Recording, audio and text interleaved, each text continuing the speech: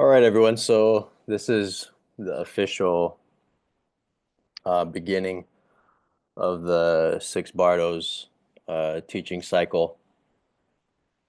It's going to last approximately 6 months, but it may go over a little bit in the event that some of the content and um, material takes longer to get through. We'll be opening the mandala, which means um, we'll recite the actual refuge prayers and the supplication to the lineage on Sunday. Today is more like an overview, an introduction, and then I'll be explaining some of the preliminary contemplations. But the actual opening the Book of the Dead and starting to uh, read the first few pages. There's going to be two primary source texts that we use, and then a supplementary third text. And I recommend getting all of them, and I'll explain the differences in emphasis for each. The main text, which is a commentary, is Padmasambhava's commentary on the Tibetan Book of the Dead. Or it's called the Bardo Total in Tibetan. This is uh, the famous book that Tim Leary and many others have translated, or at least made renditions of. Padmasambhava's natural liberation, the full text is natural liberation through the peaceful and wrathful deities. And the idea is that it explains how to attain liberation through the transitionary process of dying, primarily. That's why it's called the Tibetan Book of the Living and Dying. So it explains how both life and death are actually appearances of the nature of our own mind. The term for that in Tibetan Buddhism and in Mahayana Buddhism is the Dharmakaya, which translates to the reality body, the truth body, the Buddha's body. It's another word. It's another word for Mahamudra, Zen, nature of mind, Buddha nature. So all beings and all things in truth are this Dharmakaya, but because we don't have recognition of this nature, we transmigrate through the six realms of existence, which are the hell realm, the hungry ghost realm, the animal realm, the human realm, the form realm, and the formless realm. So these are levels, these are modes of existence in the wheel of samsara. What is samsara? So samsara is afflicted and conditioned cyclical existence rooted in ignorance. So because we are under the impression of having a self, possessing a self, because we don't have realization or recognition of our Buddha nature, we transmigrate through these simulations and realities based on our false thinking and grasping. The Bardo Total, the Tibetan Book of the Dead, is aimed at cutting through these delusions to recognize the Dharmakaya now and in every transitional state. And the word Bardo means transitional state. So the Bardo of the waking state, or the Bardo of living, is the first Bardo that is addressed in the Tibetan Book of the Dead. So the Bardo of living, the waking state, is a transition between the states of dreaming and the state of sleep. It's also a transition between what came before, which is the in-between life state, and then what will come after, which is death. Death is a transition between life and then, of course, the in-between stages, or the in-between stage between life and death. It's the transition before the next life. So if we're thinking of things in terms of time and what occurs at the relative level, events that occur, there are transitions, there are moments, there are stages. The nature of the six realms is undoubtedly and truly the Dharmakaya. Uh, this is the whole thing with, everything is Buddha, everything is Buddha nature, everything is God. That's essentially what it's saying. But because we see things in terms of their designations, we remain ignorant or removed from that fact. Through realizing the Dharmakaya, through realizing the nature of our mind, which is the entire first portion of this text, actually. It's addressed in the Bardo of Living. You are able to realize a presence and at least have a recognition of your of the nature of your mind, and that will set you off for the realization of emptiness as the cycle occurs.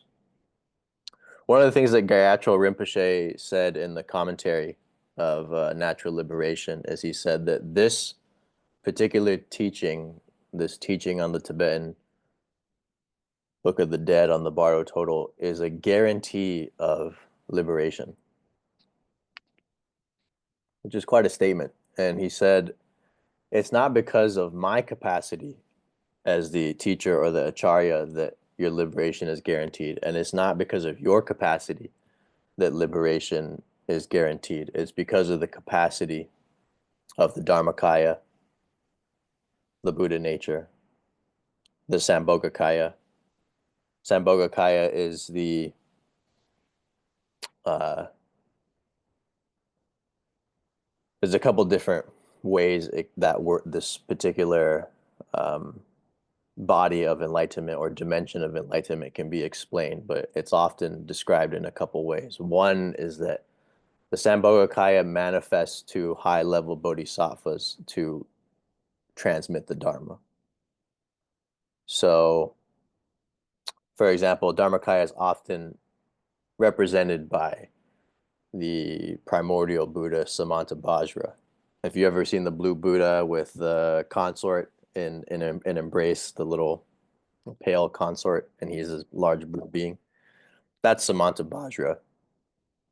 And that represents the unborn, unceasing, omnipresent nature of mind of the Dharmakaya. From the Dharmakaya manifests the five lights, or the five elements that generate reality. And those five lights are represented as the five Buddha families. These are the retinue of Sambhogakaya.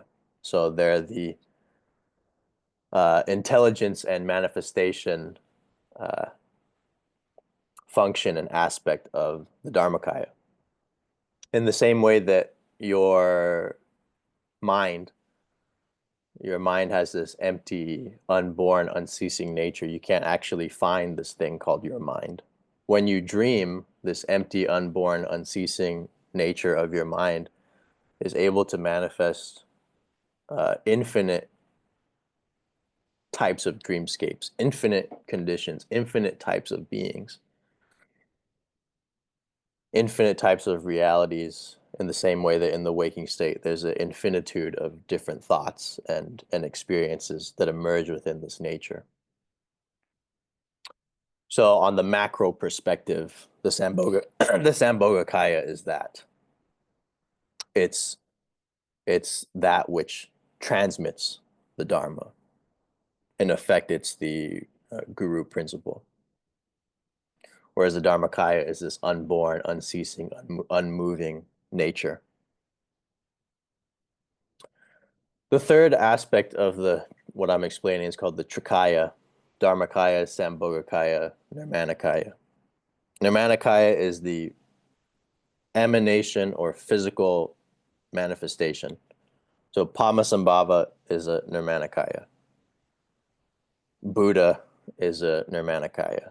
Machiglabdran is a Nirmanakaya.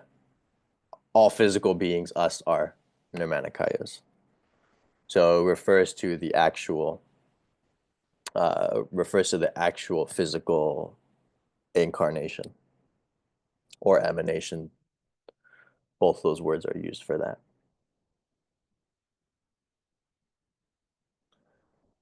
So Gayatro Rinpoche was making the point that it's not his capacity as a teacher or your capacity as a student that has anything to do actually with the profundity of this teaching and transmission. It's by the virtue of where and what this cycle of dharma comes from. The Bardo total comes directly from the Dharmakaya and the Sambhogakaya, transmitted into the mind, received by Padmasambhava, who then transmitted it and made it part of the Vajrayana teachings in Tibet. So that's the frame, that because it comes right from the heart of reality, it is a guarantee for enlightenment. Take it or leave it. This is what Gayatro Rinpoche said. So the idea is that when you've received and you understand the Bardo total and how the transitional states work, you've had a realization of the nature of mind, you're able to gain recognition in dreams and sleep and actually enter the clear light,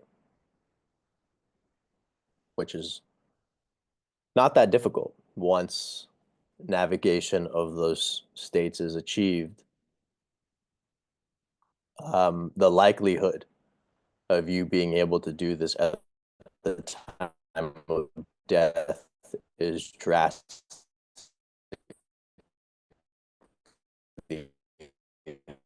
higher.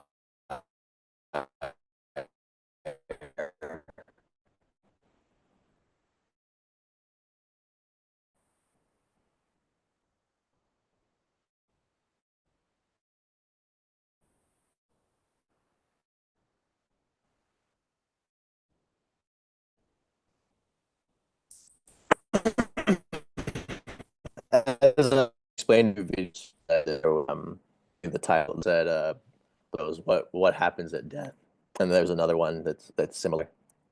Um, those two videos explain the phenomena that occurs in the dying process. And if you haven't seen those two, I recommend you go back and watch on the channel. But they describe the dying process not through something that was read or transmitted or gained through hypnosis, but how when I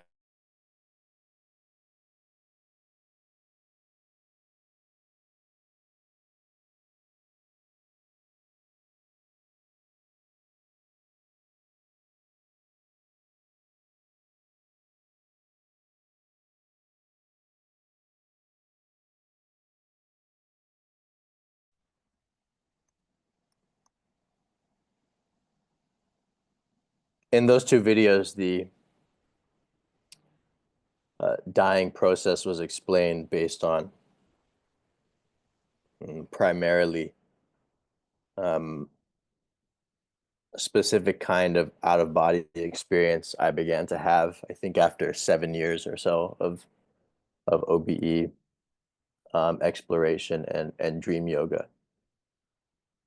There's a type of practice that is also used in the Tibetan Book of the Dead called POA, which means transference of consciousness. And how it's generally used is that at the time of death, you imagine your chosen deity. In Vajrayana, there's always, if you've been initiated, generally there's a guru, a lama, or a master that you follow, and then there's a deity that you receive as your main practice. Some people they use many deities in their practice, but often you'll find the great teachers or lamas, they had one deity that they really did quite a bit of work with. Give that a second.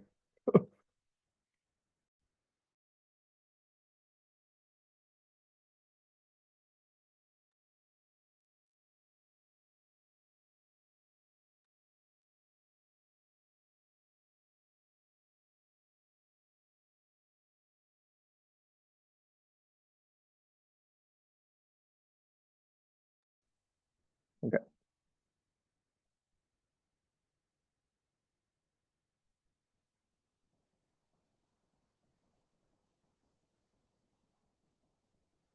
Right, POA. Okay.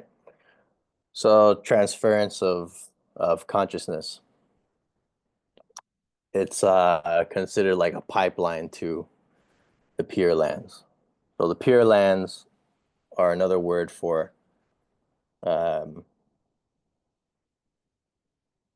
you can see it as a dimension for high level spiritual beings, masters, and bodhisattvas that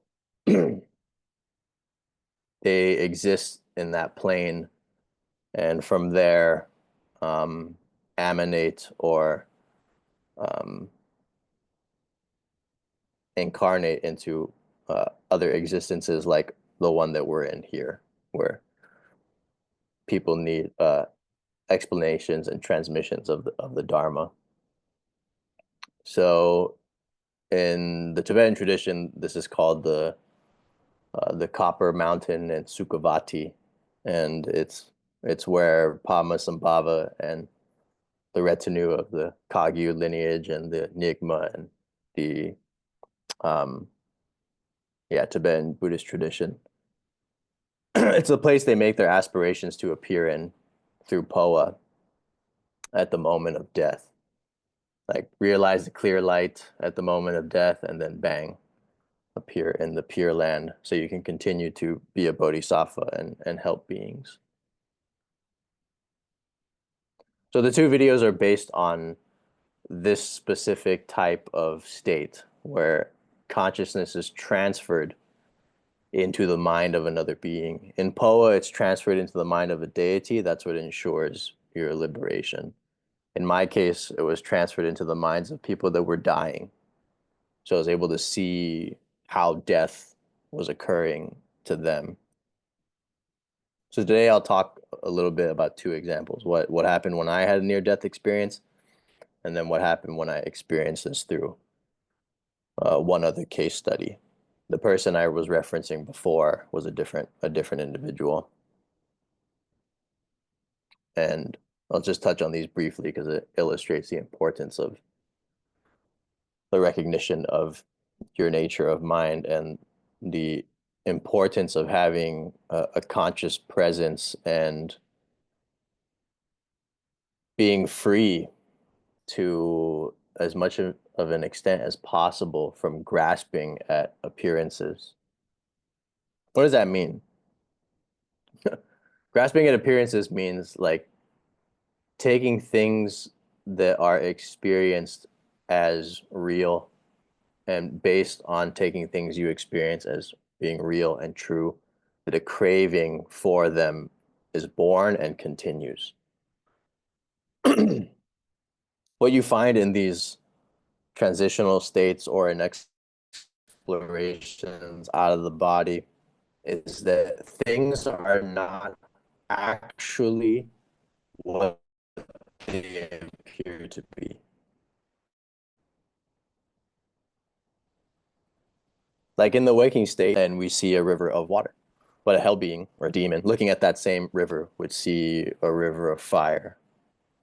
An angel or a Brahma, a high deity and high non-human intelligence would see a river of ambrosia. So what is seen and what is perceived depends on the subjective, it depends on the perceiving consciousness unit and the type of class of being that it is. And initially, when you have out of body experiences, you're really under the impression that what you're looking at and what you're experiencing actually is what you're seeing. But in the same way that Ryan as a consciousness is not actually this face, what is appearing in out of body experiences is just appearance. And those appearances are malleable. Sure, a being may appear to you the same way multiple times, but that doesn't mean that that's actually what it looks like or that's what its real form is. All the gods that we see, Krishna, Varachana, Amitabha, these are just the ways that these intelligences have manifested to humans so that they could be so that they could be memorable, intelligible, and communicable with, but they don't actually look like that. And these realms that we're seeing in out of body states and even in our conditioned human perception here, that's just what it is. It's our conditioned three-dimensional human perception that depends on our physical sense organs. The astral body and other subtle vehicles have their corresponding subtle sense organs or mechanisms of perception. So that's the thing. Maybe this isn't so clear, but let's say you begin to experience dream yoga and you end up having these types of things happen. It doesn't mean that what is being experienced is not you know, real or valid in the sense that you're having contact with the Bardo deities or with intelligences. It's just I'm just saying in general that whatever is perceived is conditioned um, by the fact that it is being perceived and by the fact that you're an individuated consciousness unit having that experience. It's similar to the waking state.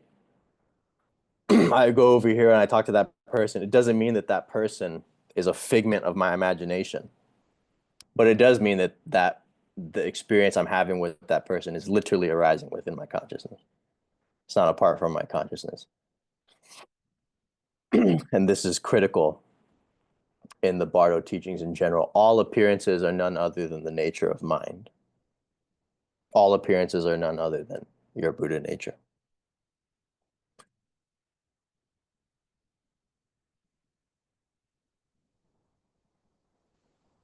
I'll touch on these two examples briefly, and then we'll get into the preliminaries or the preliminary contemplations.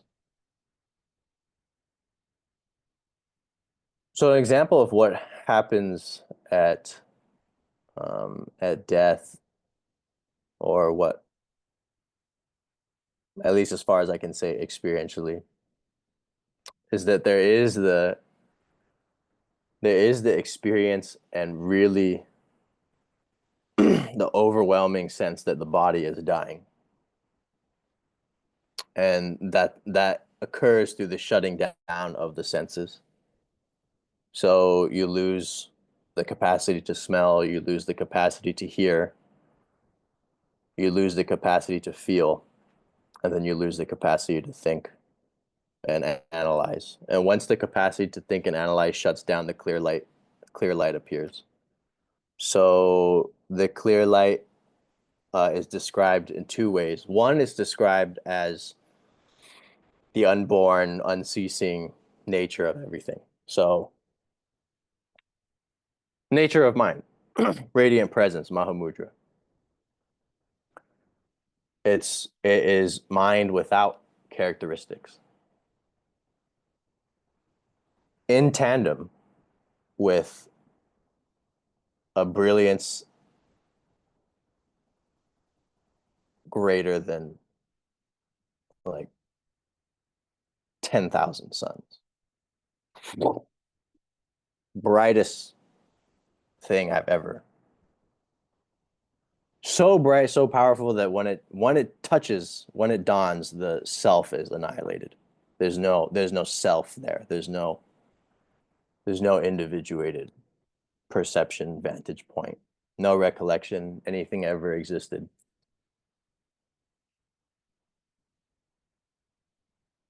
Gone.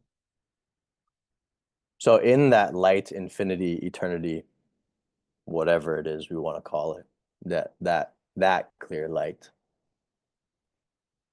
um, emergent from that, then comes an actual recognition and experience of the deity form, of the deity body, of the Sambhogakaya.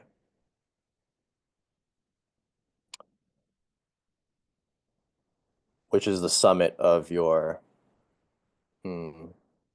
your experience in form and in a kind of uh, navigatable or intelligible perception. They call it the enjoyment body or the bliss body, because when you experience it, that's what it is. Your entire perception is pure geometric perfected bliss. From that Sambhogakaya, from that body, what's interesting is that it's perceived as a singular body, but it's also manifold. It's also infinite. It's a bit impossible to describe. But from there, there's emanation into the Pure Lands and the Bodhisattva levels. And then from there, there's emanation into the physical levels that we're at now. All of that happens at the moment of death. But because there's no training, or because there was no introduction to these teachings, because there was no capacity for recognition that was developed in the physical incarnation or in the physical life, then the moment the elements begin to dissolve, fear kicks in. And what often happens when we experience very, very intense fear. Think of a nightmare. When you experience very, very intense fear, two things can occur. One, you become lucid, which is actually the function of the wrathful manifestations. Two, you just faint. You just lose you were already unconscious in the nightmare, but in being unconscious, you had a fearful thing appear, and then another dream. You maybe you get switched to another dreamscape. So it's like that. The intensity of fear causes a kind of amnesia, and this is often the case in trauma as well. It's difficult to fully remember traumatic memories. There's a function in consciousness that suppresses those memories, for the well-being of the organism. So in the dying process, the elements dissolve, the clear light dawns, and it scares the shit out of a lot of people. It makes one grasp for the body and grasp for life. And when you're grasping for the body, grasping for life, in the moment of death, it conditions another existence. So the point, one of the crucial elements of dharma and of being on the path, is to die fearlessly and to die without grasping. 99.9% of the population will not die like that. So really, this entire teaching is a preparation for that moment, and it's also a opportunity to have realization occur in the bardo of the living. So that means realization occurring now, or in the waking state. If not, clear light arises at the moment of death. You realize it, you were prepared for it, bang, you appear in the Sambhogakaya and in the Pure Lands immediately. So this is really an extremely precious teaching. For those of you that have not directly experienced what I just shared, what I've said, it seems like I'm just talking mystical Tibetan Buddhist nonsense.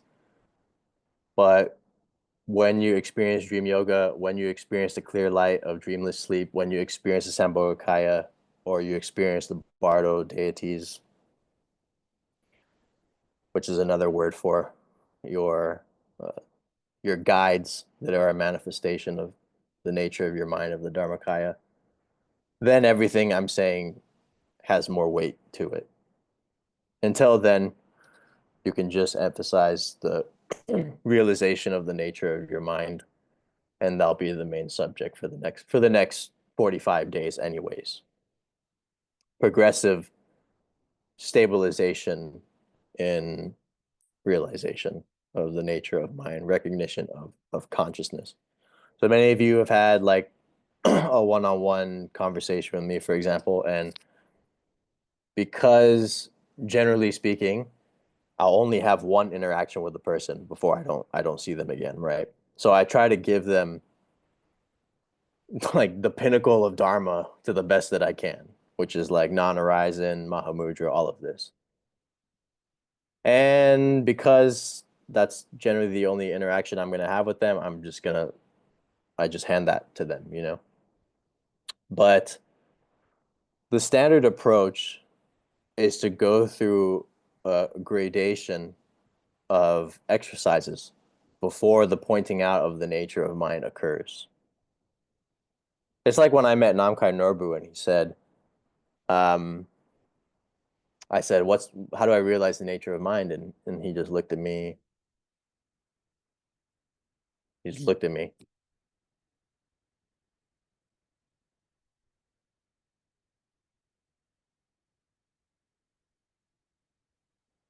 for like 3 minutes. It's a really long 3 minutes. And I said, and then he said, how do you feel? And I was like, um, I feel present.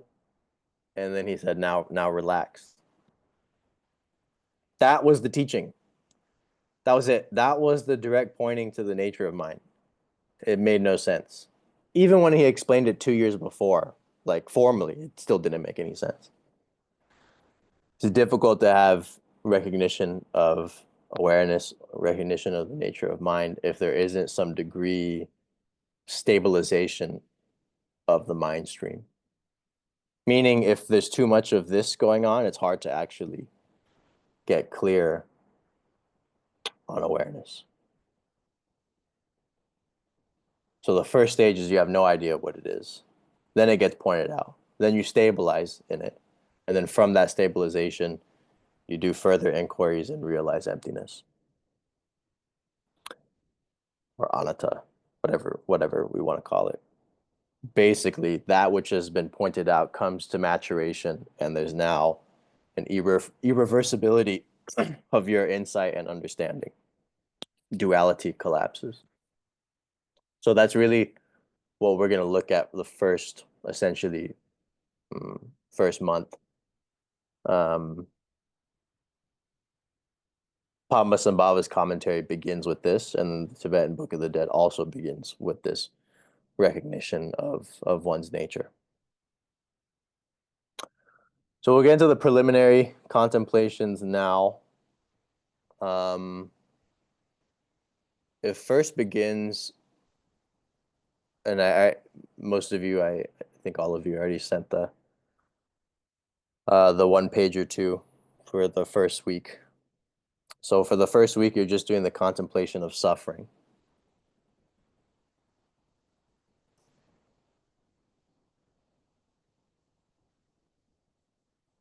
Since it's late, tomorrow you can start the contemplation of suffering if you haven't started yet. But even before that is to consider what your true motivation for this teaching is, and what your true motivation for your practice is. At the beginning of a teaching cycle, we invite the author of the cycle. When we open the mandala on Sunday, we invite Padmasambhava. We invite the retinue of the Sambhogakaya, your peaceful and wrathful manifestations, which will appear in the Bardo, and which are appearing now in your dream state and in your mystical experiences. They're even appearing in your waking state. It's just not as obvious.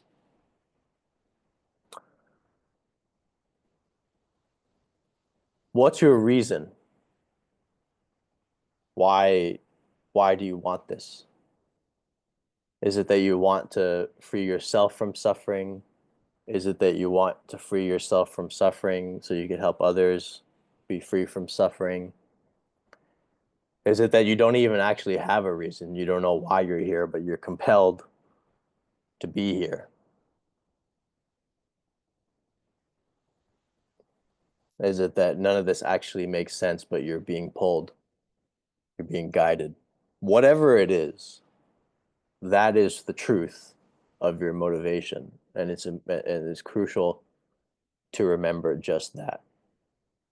You want to remove your motivation from mundane concerns. You don't want to study these teachings or study this level of dharma so that you can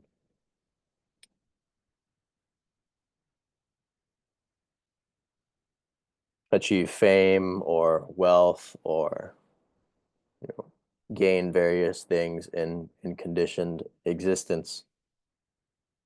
And the reason I'm going over this is because it's exactly in the Gayatri Rinpoche's commentary. He mentions that our our motivation for dharma must be based in bodhicitta, so the spirit of awakening.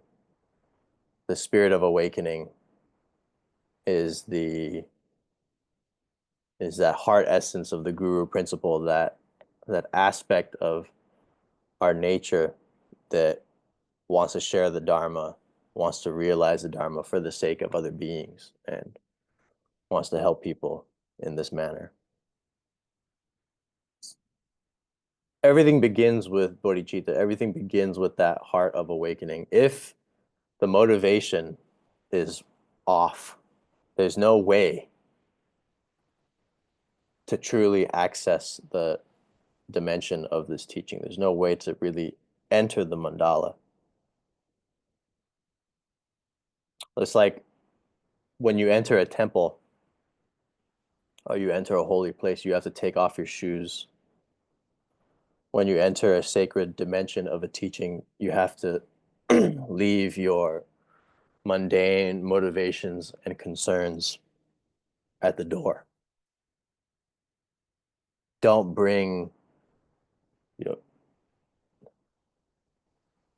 don't use dharma to get anything other than dharma. At least in this case, because there actually are practices, to bring you wealth and do stuff like that. But the Bardo total is really just for liberation. It's not a teaching for um, anything that has to do with those mundane concerns and mundane activities. Yes, you'll gain wisdom to deal with things more efficiently and effectively, but it's not the point of this cycle and of this particular teaching. The point of the teaching is realization. Total enlightenment through the recognition of your own nature or the recognition of the Bardo deities, which remind you of your own nature. The Bardo deities, the archetypes of wisdom that are manifestations of your nature in the same way that you're a manifestation. So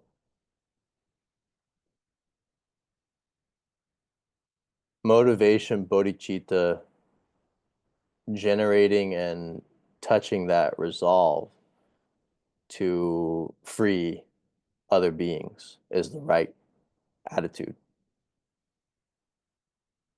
for this cycle. You experience these teachings, you begin to understand them. One day when you feel confident in your capacity to, when you feel confident in your navigation of the Bardos and your stability and depth of realization of your nature, one day you can share these teachings with people, and one day you can become a teacher and help others. The Bardo total generally is something that is given only by an authorized acharya or authorized lama from a lineage with permission from his superior lamas. So in my case, I'm not an authorized Vajrayana teacher by any means. So that's a thing to say right off of the bat. But as far as my capacity or understanding of these states and of what's being discussed in the text, you can assess that for yourself based on your own discretion. It's one thing to receive a teaching from a person who's authorized, and it's another thing to receive a teaching from a person um, that has experienced these states. If you can find a person who can do both, by all means, go learn from them. But sometimes explorers may not necessarily, be sanctioned and permitted to teach this or teach that. So I just wanted to be forthcoming with that. I'm not a lama, but I do know the Bardo total. So, okay, so Bodhicitta, get clear on your resolve, remember why you're doing this. And generally at the beginning of the meditation, you'll be, at least in Vajrayana and Mahayana for sure, you remember Bodhicitta and you have the resolution. For example, in this meditation session here on this seat now, may I realize supreme enlightenment for the benefit of all sentient beings.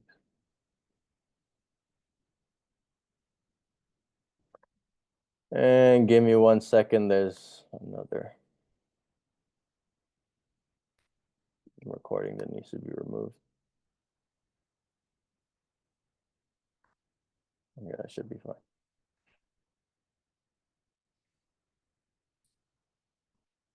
Now on to the preliminary contemplations. So as far as the meditations that you'll do for this week, I sent them out in the one pager, so um, it's all there for you to refer back to. It's in the summary section. There's just 4 things.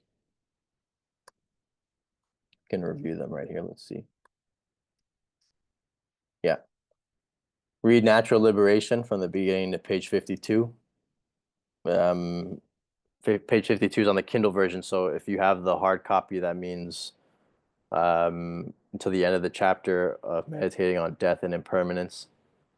If you're traveling or something and you don't have Kindle and you can't get a physical book, just message me and I'll just send you a PDF of the text.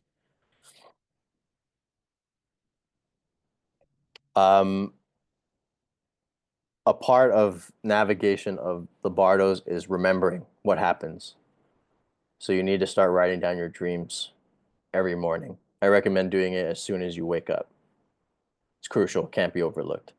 That's not directly said in the Bardo Total, but I'm telling you, based on needing to recall what happens in these states, you need to develop the recall. And the recall is developed by writing down your dreams immediately when you wake up. There's a specific kind of phenomena that occurs where it's like when you shift states, when you shift Bardos, there's a layer of amnesia that hits and you'll forget what happened within a few minutes. So to avoid that, you have to write down what's going on in right when you wake up. You could be experiencing lucid dreams. You could be experiencing Sambhogakaya when you sleep right now. But if you don't remember it, it's like it never happened. That's the strange nature of memory. If you don't remember it, it's like it didn't happen.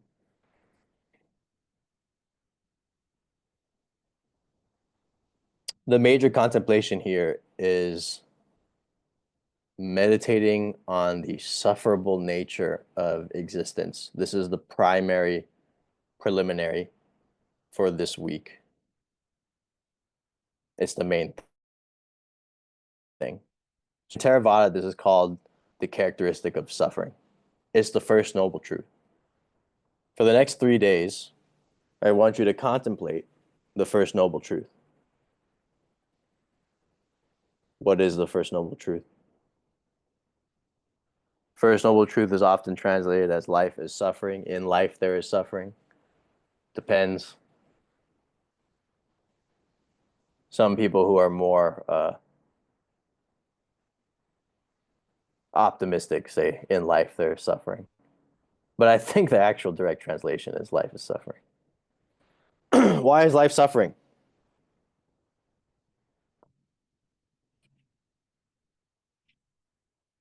Why is life suffering? Birth is suffering. Aging is suffering. Sickness is suffering. Death is suffering. Separation is suffering. Not having what one wants is suffering. Losing what one has is suffering.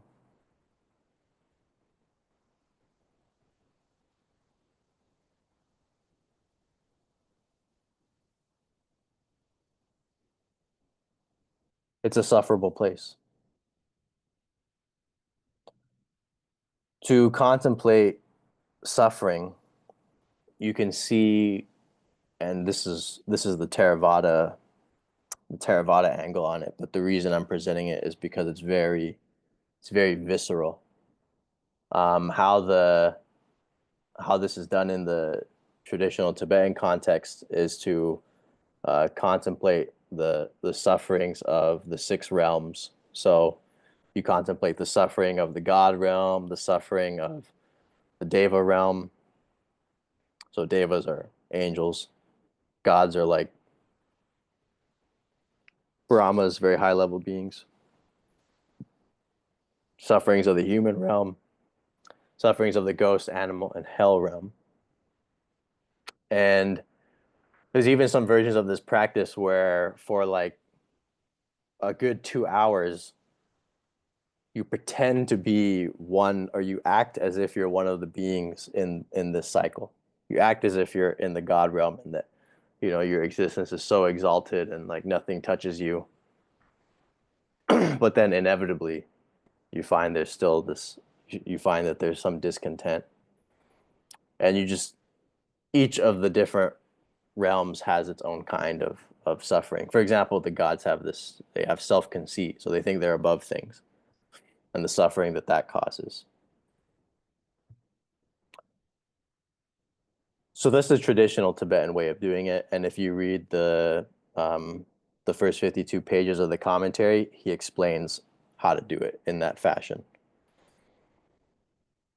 So if you want to take a more, Bardo total, mm, really do it the way that it's presented, by all means you can. But the essential point is to contemplate suffering to such an extent that the mind turns away from samsara. So it means it turns away from objects. It turns away from things. It turns away from attachment to sense pleasures and attachment to what is happening. It turns away from delight. The way for that to happen is to see suffering very clearly. To see and feel, experience the sufferable nature of the body. That if you notice, like you're always moving around to be comfortable. You're always like doing something to have some kind of physical equilibrium. If you lay down for too long, it starts to hurt. If you walk for too long, it starts to hurt. If you sit for too long, it starts to hurt. If you go without water for 6, 8 hours, you get a headache. There's so much maintenance that has to occur just for this body to be okay. Not even to be great, but just to be not in suffering, not in physical suffering. So consider the wearisomeness, the tiresomeness of the physical body, of the human condition, how much time and effort you've had to put in to just keeping this thing alive. And keeping it alive for what? You don't even know. For pleasures, for money, for fame, for esteem, for validation. And then when you really look at that, you find that also to be sufferable nonsense. So, so, so if most of the time your glass is you're looking at the glass being half full, you're not focusing on the empty side. You're like, hey, I'm being an optimist. I know things are bad, but I'm not going to focus on that. For 3 days, I want you to focus on the empty side, on the difficulties. Focus on the characteristic of suffering, because it gets you to the point where you're like, oh, I've had it. I'm tired of this. I need the dharma. I need liberation. I can't do this anymore. Right? Not that extreme, but that's basically the gist of it. You have to get tired of samsara. You have to get tired of the same, it's just the same thing happening again and again and again.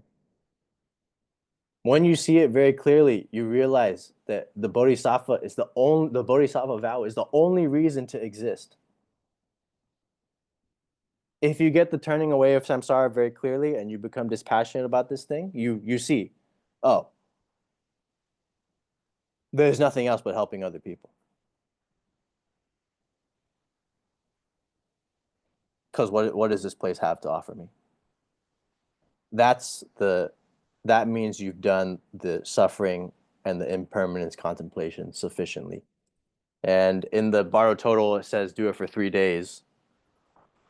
But of course, in Theravada and in many traditions, they do this contemplation of suffering for a long time, for months, or I mean, some people take it as their primary practice. In Theravada Buddhism, there's three characteristics, and they act as the three doors to nirvana: the door of suffering, the door of impermanence, the door of no self, which is anatta. These act as the gates to the unconditioned. Why?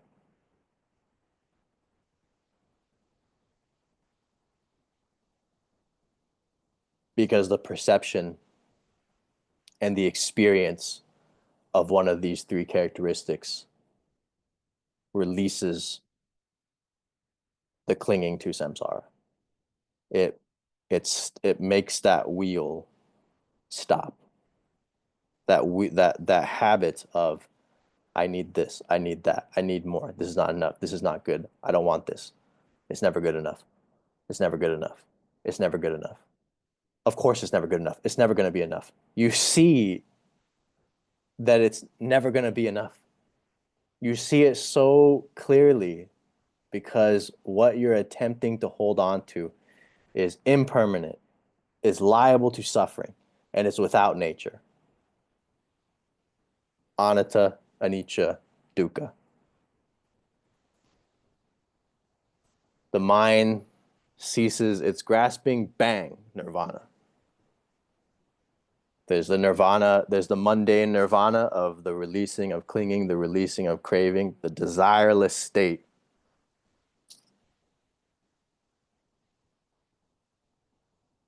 And then there's the super mundane nirvana, destruction of the defilements, or an unconditioned and unmade reality.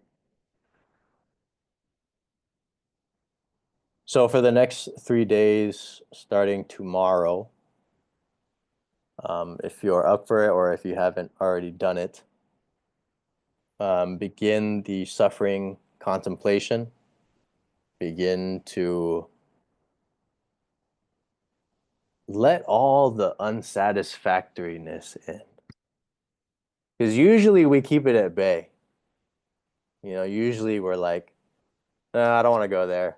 I don't actually want to think about how fat I am, or, you know, how broke I am, or how much of a loser I am, or how this didn't work out and how that didn't work out, and how on the inside there's actually quite a lot of discontentment. Let that out. Just like let it come to the table, you know, like set up your tea and your coffee and let these out. Just hang out with them for 3 days. Don't try to muffle the discontentment, and see the characteristic of suffering in it.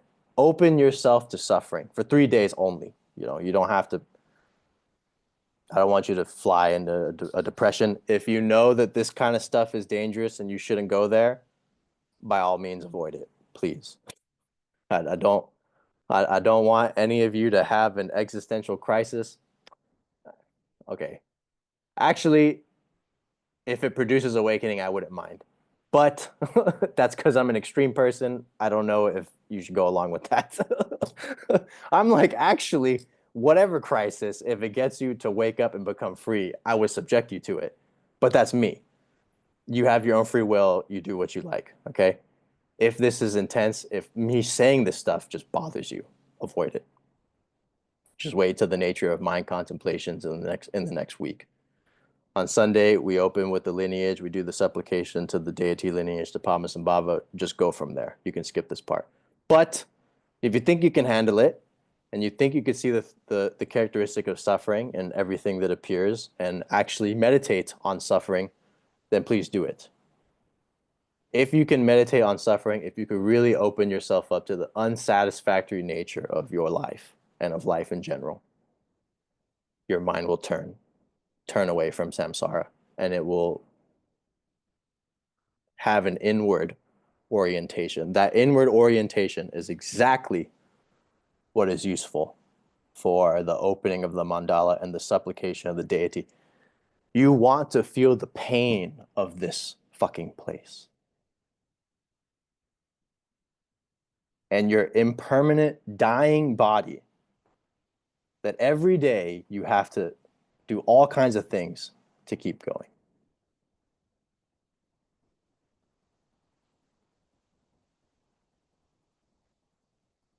You know, just for 3 days,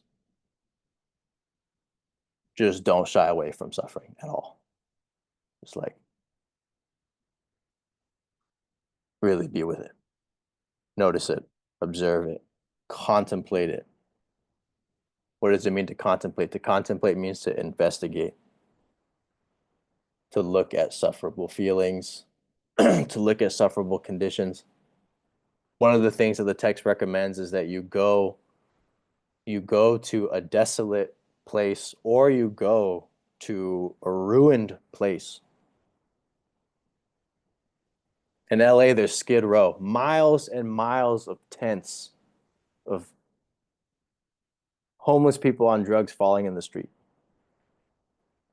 You just drive through it and you feel awful. You're like, God. You know, and usually you go through that and you think, I'm so grateful I don't have to live in that condition. I'm so grateful that I never got into drugs and that I didn't have these problems, or I never got addicted, I didn't have these problems, right?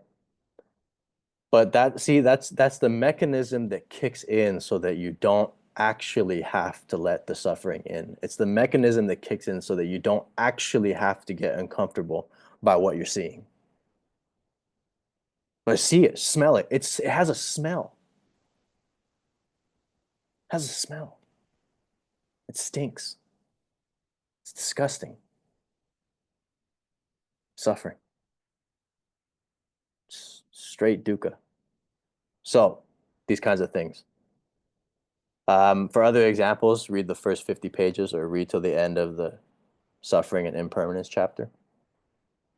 And next week, after our supplication or after our opening the mandala on Sunday, then we begin the next set of contemplations, which is death and impermanence. So it's like 2 weeks of abyss in total. If you actually do the contemplations, of course. If you can't or it's too much, don't worry about it. But the idea really is that by touching the suffering, by seeing the suffering, by really contemplating this first noble truth of suffering, you're able to orient yourself towards the second noble truth, and the third noble truth, and the fourth noble truth. Second noble truth, truth of the cause, which is craving. You see that all of this suffering with humans is born of craving and grasping. The third, that there's a release, nirvana, is a possibility for its end. The fourth, the path to that release. But it begins with the first. If the Buddha never suffered, he would not have sought awakening or enlightenment. So some of you already, you're non-dual, you know, so it's difficult. This exercise may not be possible for you. But just pretend, you know. If you're in this bliss thing and it's like, yeah, it's all good. I can't even see the bad. I don't see anything. Act as if it were true. Try to remember what it was like before the shift. You know, put yourself back there just for the sake of the training. Check with yourself. Am I really non-averse to suffering? Or is it kind of just a bypass? Like, if I don't see it, I don't need to feel it kind of thing. So I recommend that. And for many of you, it's already, you know, you already have a sense of this. You know, considering the wars and the problems and the difficulties people are having right now, many of you are already in touch with that. So it won't be as much of a jump for you. But If you've had a bliss shift or something like that, it may be more difficult. So use your capacity to enter a role, this so that you can have the subsequent experiences and really lay the foundation. The motivation and the preliminaries are crucial because how can you really develop uh, path sufficiently if that foundation and that root isn't there? If you don't actually have this passion for samsara, what ends up happening is that you cultivate, you practice, you get superpowers, all this stuff, and then you end up using those things for mundane phenomena. You end up using your wisdom, you end up using your samadhi and your meditative ability, and you waste it on money, prestige, and nonsense. Why? Because you didn't do the preliminary contemplation sufficiently. You didn't actually get dispassionate about samsara, about what appears. All right, so I think this is sufficient. Um, let's take a 10-minute break, and then we'll continue with the meditation.